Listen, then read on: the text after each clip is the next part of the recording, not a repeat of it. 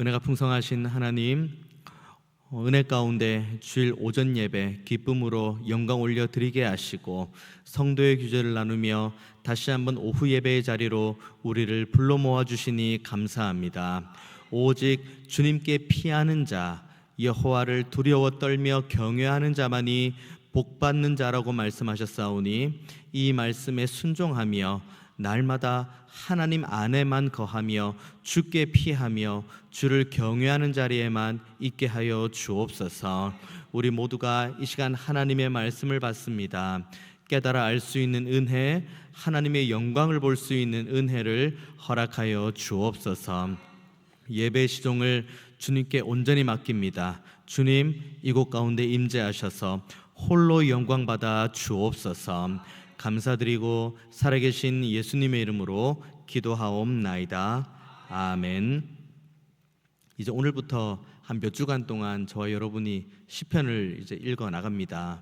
시편은 이제 칼빈이 시편 주석을 쓸 때 시편을 가리켜 뭐라 그랬냐면 영혼의 해부학이라고 표현을 했습니다. 그러니까 시편에는 사람이 가질 수 있는 많은 감정들이 다 담겨져 있고, 그리고 그 감정을 가지고 하나님 앞에 영광 올려드릴 때 그 감정을 붙드시고 다시 샘솟는 기쁨을 허락해 주시는 하나님의 은혜를 경험할 수 있기 때문에, 그래서 칼빈은 시편 주석을 쓰면서 시편은 모든 영혼의 해부라고 이야기를 합니다. 우리가 시편을 잘 묵상하면 하나님께 더욱 거룩하고 영광스럽게 예배하고 우리가 늘 하나님 앞에 찬양하는 자리로 나아갈 수 있습니다. 그래서 어떤 분들은 매일 시편을 한 편씩 읽기도 하고, 또 어떤 분들은 시편을 날짜에 따라서 쭉 읽어 나가시도 하는데, 우리가 시편을 쭉 대할 때마다 정말 그 칼빈이 주석한 말씀 그대로입니다. 분노가 있고 아픔이 있고 눈물이 있고 환희가 있습니다. 억울한 일도 있고 답답한 일도 있고 그 앞길에 막막한 일도 있습니다. 그 앞에 장애물 때문에 넘어지는 일도 있고 뜻하지 못한 어려움으로 인해 영구히 넘어질 뻔한 일도 있습니다. 하지만 시편 기자들 수많은 그 모든 감정들을 다 담아서 거기서 넘어지는 것이 아니라 그것을 가지고 하나님 앞으로 나아가는 것이 결국 시편 기자가 우리에게 이 말씀을 주시는 이유입니다. 그렇다면 우리도 마찬가지죠. 우리도 이번 한 주간 이제 한 또 몇 주간 시편 말씀을 묵상하고, 또 우리가 평생에 이 시편의 말씀을 가까이 하면서 하나님의 은혜를 구할 텐데, 우리가 시편 말씀 묵상할 때마다, 그리고 시편을 가지고 하나님 앞에 노래하며 찬미의 제사를 드릴 때마다 우리에게 은혜를 주시고 우리의 마음을 기쁨으로 바꾸시는 하나님의 놀라운 손길을 경험하는 저희 여러분 모두가 되시기를 주님의 이름으로 축원드리겠습니다. 시편은 총 150편, 그리고 5권으로 묶어져 있습니다. 그 중에 1권이 1편부터 41편까지 말씀이 1권이고, 그 1권에 서론되는 격이 시편 1편과 2편 말씀입니다. 그래서 시편 1편, 2편의 말씀이 1권을 전체적으로 설명하는 주제 정도가 되겠죠. 시편 1편은 우리가 이미 지금 암송을 하고 계시기 때문에 여러분의 머릿속에 이미 있는 줄로 믿습니다. 김동근 집사님만 암송을 하고 계시는 것 같습니다. 시편 1편의 말씀은 복 있는 사람에 대한 이야기예요. 복 있는 사람은 악인의 꾀를 따르지 않고 죄인들의 길에 서지 않고 오만한 자들의 자리에 앉지 않고 오직 여호와의 율법을 즐거워하여 그 율법을 주야로 다 암송하시네요. 앞에 걸 제가 다 해서 그렇나요? 주야로 묵상하는 사람입니다. 그러니까 복 있는 사람은, 그러니까 악인들의 모든 것들은 벗어버리고 죄의 유혹은 벗어버리고 하나님의 말씀만 사랑하고 그 말씀을 주야로 묵상하는 자가 복 있는 자라고 시편 1편은 말하고 있습니다. 반면에 악인은 뭐라고 합니까? 악인은 바람에 나는 겨와 같다고 이야기를 하죠. 시편 1편을 쭉 기록한 다음에 과연 시편 기자가 우리에게 선택을 하라고 할 겁니다. 당신은 복 있는 사람과도 같은 시냇가에 심은 나무가 되겠습니까? 아니면 당신은 바람에 나는 겨와 같은 악인이 되겠습니까? 우리는 다 무엇이 되길 원하십니까? 당연히 복 있는 사람이 되기를 원하는 거죠. 그런데 우리의 삶을 가만히 보면은 우리의 입술의 고백은 복 있는 사람이 되기 원하고 시냇가에 심은 나무와 같은 삶을 살기 원하는데, 실제로 우리가 생각하고 우리가 말하고 우리가 행동하는 삶 중에서는 어쩌면 바람에 나는 겨와 같은 악인의 삶도 분명히 있는 것을 보게 됩니다. 이 편의 말씀은 그냥 악인에 대해서 바람에 나는 겨, 후 하면 날아가는 그 겨 정도로 악인에 대한 이야기를 하는데, 2편으로 넘어옵니다. 그러니까 1편에서 2편으로 넘어오는데 주제는 같아요. 복 있는 사람과 악인이라는 그 주제가 1편과 2편이 같은데, 1편은 악인이 그냥 후 하면 날아가는 정도였다면 2편은 이제 악인이 어떻게 조금씩 더 정교해진 악을 행하는지를 오늘 본문은 말해주고 있습니다. 1절 말씀 봅니다. 1절 말씀 보면 어찌하여 이방 나라들이 분노하며 민족들이 헛된 일을 꾸미는가? 세상의 군왕들이 나서며 관원들이 서로 꾀하여 여호와와 그의 기름 부음 받은 자를 대적하고 우리가 그들의 맨 것을 끊고 그의 결박을 벗어버리자 하는도다. 이게 지금 악인들의 모습입니다. 악인들은 지금 바람에 나는 겨와 같은 막연한 상태가 아닙니다. 이제 그들끼리 모입니다. 그리고 모이고 그들끼리 공모를 합니다. 그런데 무엇을 공모합니까? 분노합니다. 대적합니다. 누구에게 분노하고 누구에게 대적합니까? 하나님께 분노하고 하나님께 대적을 합니다. 그리고 하나님께 기름 부음 받은 자들도 이들이 동일하게 그 결박을 끊어버리고 철저히 이들이 하나님과 상관없는 사람처럼 살기를 원하는 말과 행동들을 하기 시작합니다. 이것이 곧 죄요, 이것이 곧 악입니다. 우리말로 좀 쉽게 표현해 볼까요? 하나님의 권위에 도전하는 겁니다. 하나님의 살아계심을 부인하는 겁니다.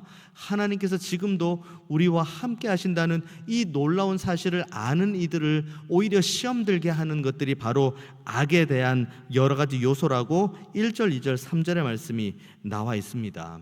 이것은 지금 우리가 살고 있는 세상도 마찬가지죠. 제가 제일 싫어하는 속담 중에 하나가 뭔지 아십니까? 뭐로 가도 서울로만 가면 된답니다. 뭐 맞는 말이죠. 뭐 이 길로 가도 서울로 가고 저 길로 가도 서울로 가는데, 제가 예수 믿은 다음부터는 이 속담을 제가 잘 이게 귀담아 듣지도 않고, 그리고 이 속담은 오히려 좀 멀리하게 됩니다. 뭐로 가도 서울로 가면 된다? 뭐로 가도 구원으로 갈 수 있습니까? 이 길로 가도 구원이고 저 길로 가도 구원을 갈 수 있습니까? 우리에게 주어진 유일한 구원의 길은 예수 그리스도밖에 없습니다. 그런데 얼마나 많은 사람들이 뭐로 가도 서울로만 가면 되지 라고 이야기하며 우리 주님의 이름을 만홀히 여기고, 그리고 우리 주님께서 보여주신 그 십자가의 길을 비웃고 업신여기며 그 길을 걸어가는 사람들을 같이 욕하는 문화가 우리 주변에 얼마나 많이 있습니까? 절대적인 진리가 없다고 이야기를 하죠. 기독교도 맞고 불교도 맞고 천주교도 맞고 이단도 맞고 다 맞다고 이야기를 해요. 그리고 뭐 당신은 그걸 믿으면 뭐 그대로 살아라고, 뭐 그게 맞으면 그대로 살아라고 이야기를 합니다. 그리고 더 나아가서 그럴 수 있지라고 이야기를 합니다. 엄청 사람이 관대해 보이죠. 굉장히 넓은 품을 가지고 있는 사람처럼 보이죠. 그 가운데 그 마음의 내면에는 책임 회피, 복음을 전해야 되지만 복음을 전하지 않고 그냥 뭐 그대로 되겠지라고 하는 책임 면피의 요소가 훨씬 많이 있습니다. 주변에 조금만 영상을 보십시오. 그리고 주변을 둘러가면서 조금만 기사를 한번 보십시오. 우리 주변에 펼쳐진 악들이 얼마나 정교하게 짜여진 악들이 많이 있습니까? 광명한 천사의 얼굴을 하고 옵니다. 차라리 처음부터 아주 악한 모습으로 오면은 이것이 나쁜 거다, 이것을 내가 대하면은 죽겠다라는 생각이 있어서 끊어내기라도 할 텐데, 악은 광명한 천사의 모습으로 우리에게 옵니다. 그리고 우리에게 더 큰 말을 합니다. 이 말을 속삭이죠. 왜 그렇게 고리타분하게 살아? 뭘 그렇게 성경을 가지고 그렇게 붙들고 살아? 지금 세상이 바뀌어서 사람들을 봐. 다 지금 뭐 시대가 어느 시대인데 지금 그 성경 하나 붙들고 살고 있어. 얼마나 세련된 일이 많이 있어. 교회 안에서도 얼마나 재밌는 일들이 많은지 알아? 교회 안에서도 기쁘고 즐겁고 행복한 사역들이 얼마나 많이 있는 줄 알아? 우리의 귀에 끊임없이 속삭이는 요소입니다. 뭐 재밌는 일 많이 있죠. 주변에도 뭐 찾으면 재밌는 일 많이 있고, 교회에서도 뭐 재밌는 일 찾으면은 뭐 재밌는 일, 즐겁고 기쁜 일 그걸로 만들 수가 있죠. 거기에 하나님이 없는 게 문제입니다. 하나님이 있는 기쁨, 하나님께서 주시는 감사, 하나님께서 우리에게 샘솟듯 주시는 그 즐거움과 행복이 있으면 또 이야기가 달라집니다. 그런데 보통 이렇게 우리를 유혹하고 우리의 귀와 우리의 마음을 사로잡는 이들의 대부분의 마음의 그 뒷면에는 죄와 악이 도사리고 있습니다. 그래서 여기 본문에 보면은 이 모든 것들이 이방 나라들이 분노하고 민족들이 헛된 일을 꾸미는 거라고 이야기를 하죠. 하나님 보시기엔 이 모든 것들이 헛된 것인데, 우리들은, 하나님의 백성인 우리들은 그것을 전부인 것처럼 받아들일 때가 얼마나 많이 있는지 모르겠습니다.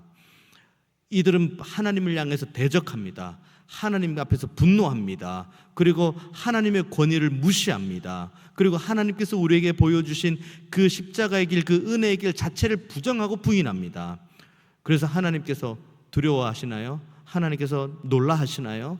하나님께서 아이고 어떡하지? 저 악들이 저렇게 창궐하면은 어떻게 되는 거지? 라고 근심하고 걱정하십니까? 오늘 본문 보십시오. 1, 2, 3절에 그렇게 이 하나님을 거스르고 하나님의 권위를 무시하는 이들을 대하는 하나님께서 어떤 반응인지가 4절과 5절, 6절 나옵니다. 하늘에 계신 이가 웃으시며 주께서 그들을 비웃으시리로다.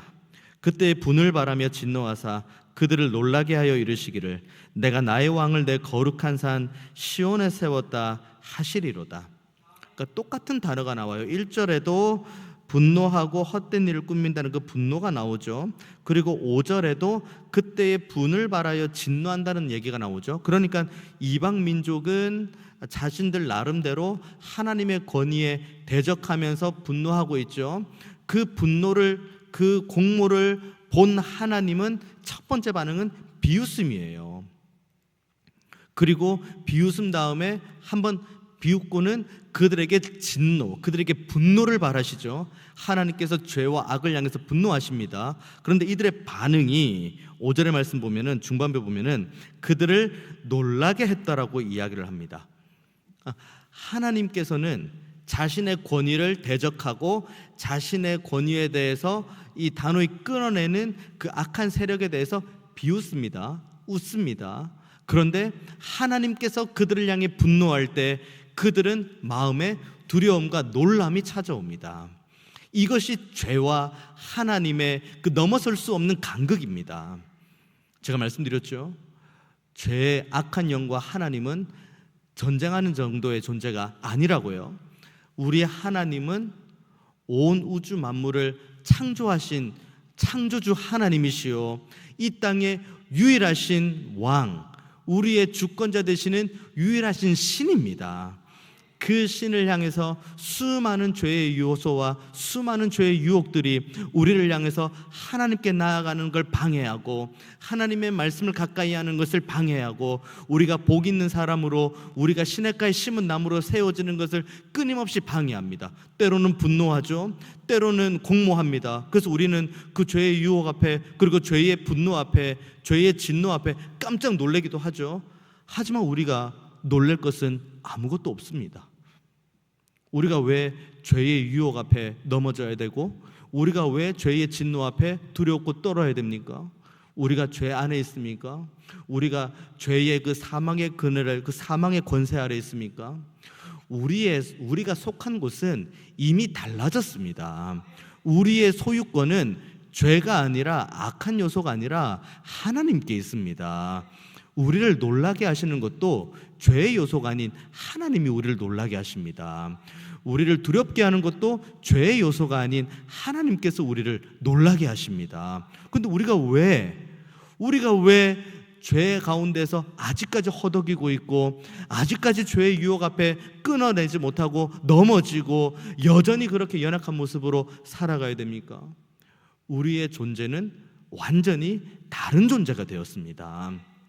하나님의 은혜로 우리는 이제 더 이상 죄의 종이 아닌 의의 종이 되었습니다.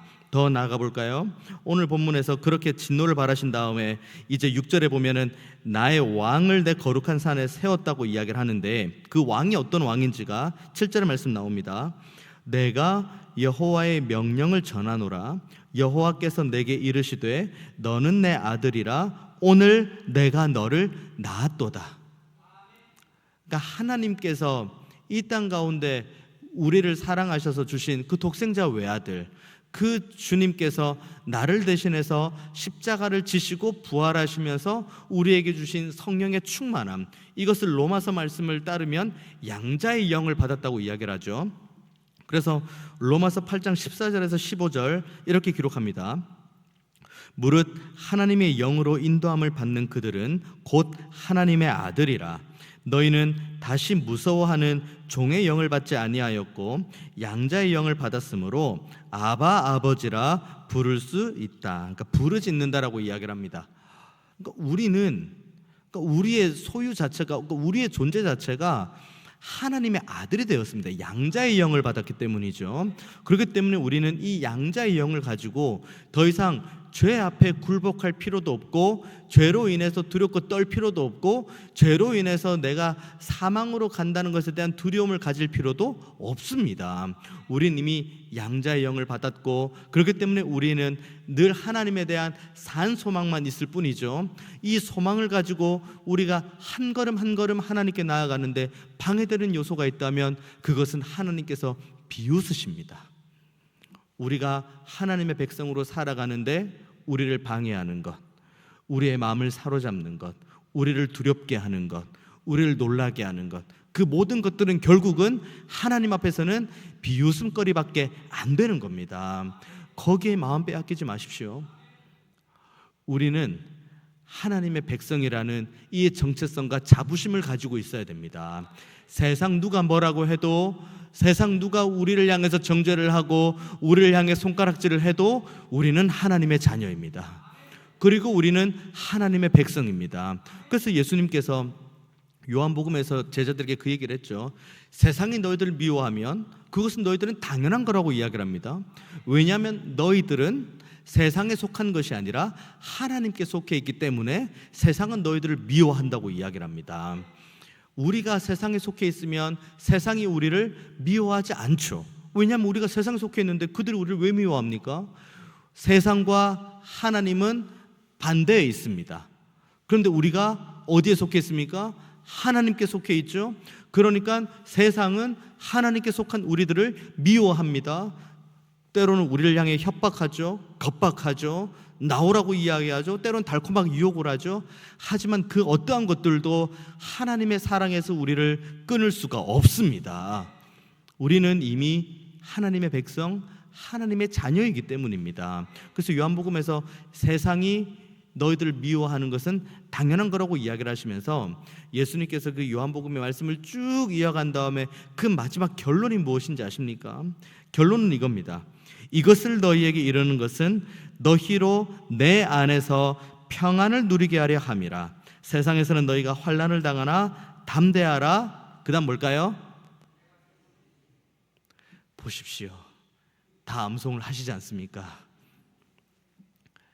여기서 제일 중요한 건 평안, 이겼다, 다 맞는 말씀입니다만은 여기서 정말 중요한 것은 너희로 내 안에서입니다.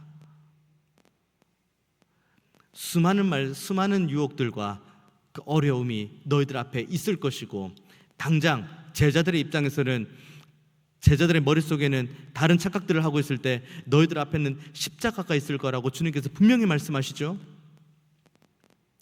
그럼에도 불구하고 너희는 내 안에 있다.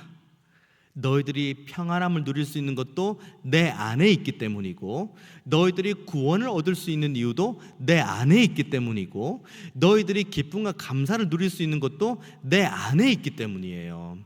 우리의 행위의 문제가 아닙니다. 우리가 예배 한번 제대로 드리고 기도 한번 제대로 하고 헌금 한번 제대로 했을 때 평안을 누리는 것이 아니라 우리가 하나님 안에 있을 때 그때 비로소 우리가 평안을 누릴 수가 있는 겁니다. 그래서 오늘 본문은 그렇게 이야기를 하죠. 너는 내 아들이라 오늘 내가 너를 낳았다. 그렇게 이야기하면 양자의 영 말씀하시면서 내 안에 있어라고 예수님께서 말씀하십니다. 그리고 8절의 말씀, 이들에게 뭐라고 이야기합니까? 내게 구하라. 내가 이방 나라를 내 유업으로 주리니 내 소유가 땅끝까지 이르리로다. 내가 철장으로 그들을 깨뜨리며 질그릇같이 부수리라 하시도다. 구하라는 거예요. 우리의 필요를 구하는 것 맞습니다. 우리가 하나님 앞에 간구하는 소원들 구하는 것 맞습니다. 그런데 여기서 말하는 구하는 것들은 수많은 죄의 유혹 가운데 그 세상이 우리에게 주는 겁박과 악한 세력이 우리에게 주는 그 유혹, 그 모든 것들을 끊어낼 수 있는 힘을 달라고 구하라는 거예요. 양자의 영은 우리가 구해서 받는 것이 아닙니다. 성령의 충만함은 우리가 구해서 받는 게 아니에요. 성령도 양자의 모든 이 영들은, 이 성령은 다 하나님께서 우리에게 주신 선물입니다. 그럼 이것을 가지고 우리는 하나님 앞에 구하는 거예요. 하나님, 제가 하나님 안에 있다는 이 사실을 절대로 잊지 않고 죄의 유혹에서 끊어낼 수 있는 믿음을 주옵소서. 내가 지금 세상에 속해 있는 것이 아닌 하나님께 속해 있다는 이 믿음을 가지고 날마다 살게 하여 주옵소서. 이 기도를 지금 구하라고 이야기를 하는 겁니다. 그때 하나님께서 뭐라고 말씀하십니까? 이방 나라를 내 유업으로 주겠다고 이야기합니다. 이방 나라들이 가지고 있는 그 수많은 우리를 유혹하는 요소들 있죠. 우리가 소위 이야기하는 악인의 형통, 우리가 바라는 그 형통한 그 모든 것들도 우리에게 선물로 주겠다고 하시는데, 궁극적으로 그것들보다 하나님께서 우리에게 더 보여주기 원하시는 것은 9절 말씀이죠. 내가 철장으로 그들을 깨뜨리며 질그릇같이 부수리라 하시도다. 너희들이 믿음을 가지고 이 땅을 살아가는 것이 절대로 헛된 삶이 아니라는 겁니다. 때로는 그 의심이 돼요. 내가 지금 하고 있는 게 지금 맞는 걸까? 내가 지금 이렇게 사는 게 맞는 걸까? 내가 지금 이렇게 말하고 행동하는 게 맞는 걸까? 그러니까 의심도 있고 때로는 이게 근심도 되고, 그러니까 염려도 있고, 그러니까 수만 가지 감정들이 우리에게 날마다 시시때때로 다가올 때가 얼마나 많이 있습니까? 그런데 하나님께서 분명하게 말씀하십니다. 우리가 양자의 영을 힘입어서 믿음을 가지고 한 걸음 한 걸음 걸어가면 그 길이 옳은 길이라고 하나님께서 인정해 주십니다. 그리고 그 길을 걷는 가운데 방해되고 유혹하며 또 위협하고 겁박하는 모든 것들을 단호히 깨뜨려 버리시겠다고 약속하십니다. 그렇기 때문에 우리는 두려워할 수 있지만 그 두려움이 우리를 삼키는 데까지는 안 나가야 됩니다. 염려가 될 수 있습니다. 하지만 염려가 우리를 삼키는 데까지 나아가서는 안 됩니다. 왜냐하면 우리의 마음 가운데 하나님을 주인으로 삼고 온 우주 만물을 창조하신 아버지 하나님께서 내 삶을 들어서 친히 주관하시고 보존하시고 인도하기 원하시는데, 필요한 모든 것들이 있다면 공급해 주신다는 믿음의 확신이 우리에게 있기 때문입니다. 때로는 여러 가지 유혹과 어려움이 있어도 그것들을 하나님께서 단호히 끊어버리시고 하나님께서 깨뜨려 버리시겠다고 약속하십니다. 이 하나님은 지금도 살아계시는 저와 여러분의 하나님인 줄로 믿습니다. 하나님을 현상학적으로 믿지 마십시오. 성경에 저기 어딘가에 있는, 그래 복 있는 사람은 이런 사람이지, 그래 하나님께서 은혜 받는 하나님께서 이 은혜 주시는 사람은 이런 사람이지라고 이 막연하게 현상학적으로 믿지 마시고 치열하게 믿어야 됩니다. 하나님은 지금도 살아 역사하시고 내 코끝에 호흡을 주시고 내가 말하는 모든 말과 내가 행동하는 모든 것들에 하나님께서 함께 하신다는 걸 늘 기억해야 됩니다. 우리 하나님은 살아계십니다. 그리고 하나님께서는 우리가 하나님의 백성다운 삶에서 떨어져 나가는 나가도록 유혹하는 모든 죄에 대해서는 단호하게 하나님께서 심판하십니다. 그리고 우리를 지키십니다. 우리를 보존하십니다. 그렇기 때문에 하나님은 우리에게는 좋으신 하나님입니다. 항상 좋은 것 주시는 하나님, 항상 우리의 필요를 채우시는 하나님, 항상 우리의 앞길에 걸림돌을 제거하시는 하나님, 그리고 우리가 시험 당할 때에 그 피할 길을 내시는 하나님, 그 하나님이 지금 시편 2편을 쓰는 시편 기자의 하나님이시고 저와 여러분의 하나님이 되십니다. 그렇게 이야기한 다음에 10절부터 이렇게 이야기하죠.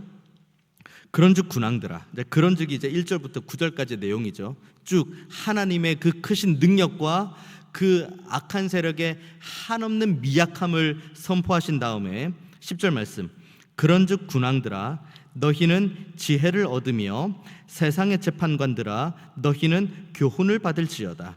여호와를 경외함으로 섬기고 떨며 즐거워할지어다. 하나님께서 초청하시는 거예요. 어디로 초청을 하십니까?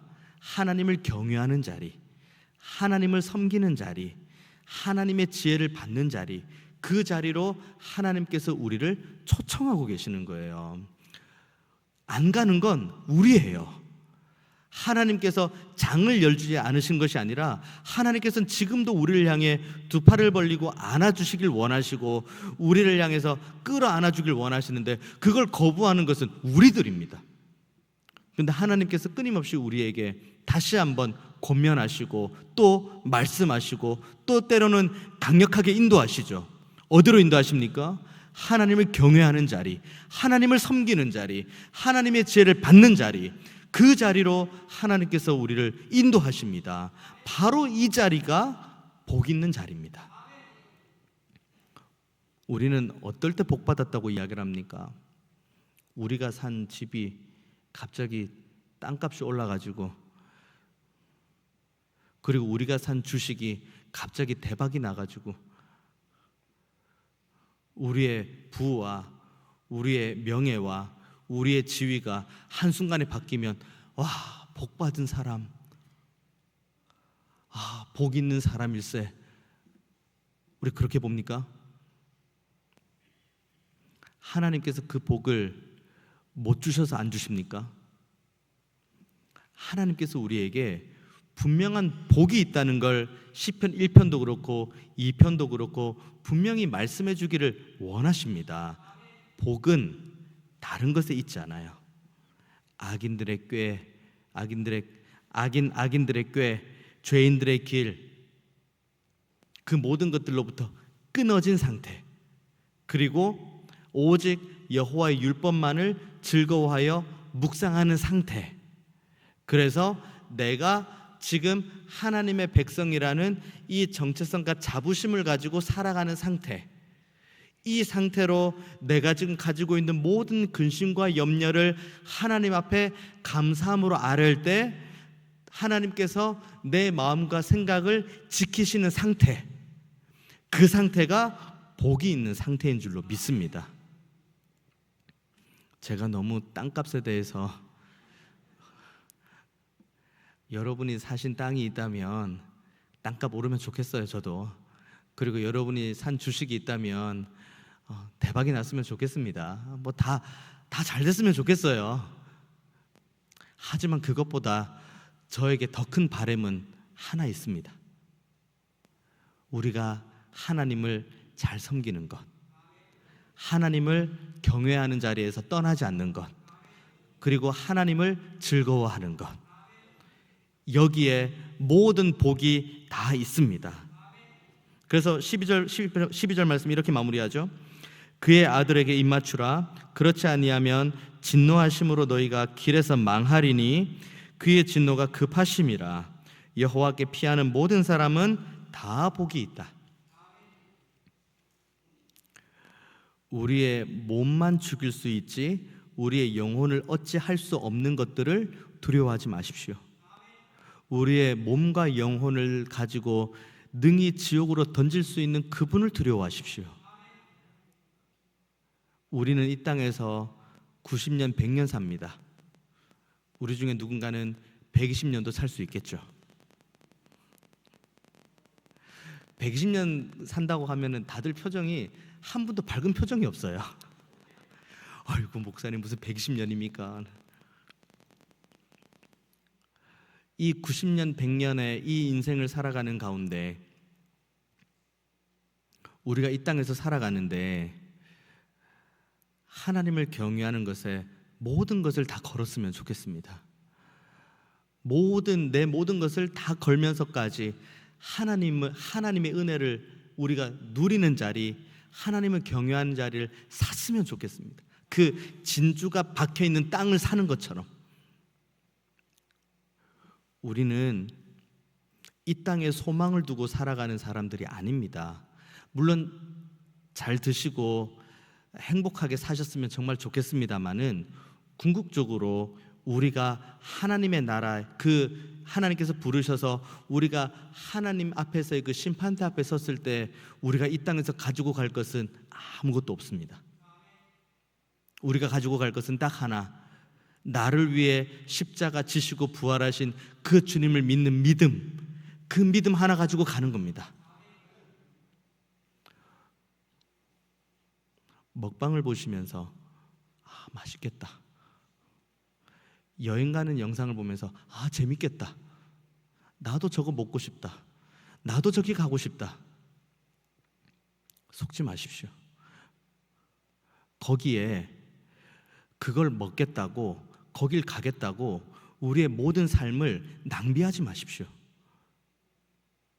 좀 못 먹어도, 좀 못 가도 우리의 유일한 소망이 하나님께 있으면 그것으로 우리는 족합니다. 그것이 오늘 본문이 말하는 복입니다. 하나님께서 지금도 저와 여러분을 향해서 이렇게 두 팔을 벌려서 오라고 하십니다. 초청하시는 거죠.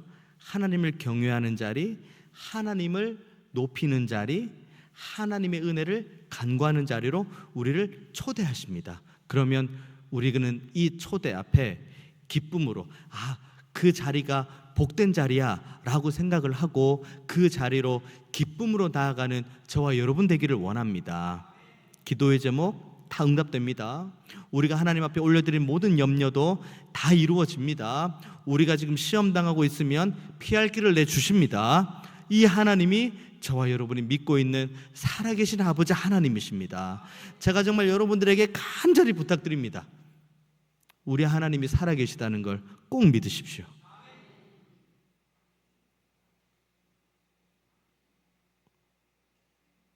우리의 눈물, 우리의 한숨, 우리의 아픔 다 아십니다. 우리가 구구절절 하나님 앞에 말하지 않아도 다 아십니다. 그리고 우리에게 평안을 주십니다. 이것이 바로 오늘 본문이 말하는 복입니다. 이 복을 우리가 이미 소유하고 있으니 감사함으로 하나님께 나아가는 저와 여러분 되기 원하고, 이 복으로 하나님을 경외하는 자리에 있을 때 말 그대로 우리의 모든 염려와 근심과 눈물과 아픔이 기쁨과 간증과 환희의 제목으로 바뀌는 놀라운 역사를 경험하는 우리 모두가 되기를 주님의 이름으로 축원드리겠습니다. 기도하겠습니다. 은혜가 풍성하신 하나님, 우리는 더욱 하나님을 경외하고 하나님을 즐거워하는 자리에만 있게 하여 주옵소서. 하나님을 섬김이 우리에게 유일한 기쁨이 되고 감사의 제목이 되게 하여 주옵소서. 세상이 말하는 여러 가지 것들에 우리의 마음이 빼앗기거나 속지 않게 하여 주옵소서. 이 땅에서에도 우리의 평생에서도, 그리고 우리가 하나님 나라에 갈 때에도 우리의 유일한 소망이 하나님밖에 없음을 우리가 잊지 않게 하시고, 어떻게 하면 주를 더 잘 섬길까? 어떻게 하면 주를 더 사랑할까? 어떻게 하면 주님 앞에서 내가 더 경외함으로 나아갈까? 이 믿음을 가지고 항상 하나님 안에만 거하게 하여 주옵소서. 그때 우리에게 주시기로 약속하신 놀라운 평안, 이 평안을 우리가 항상 소유하게 하여 주옵소서. 감사드리고 살아계신 예수님의 이름으로 기도하옵나이다. 아멘.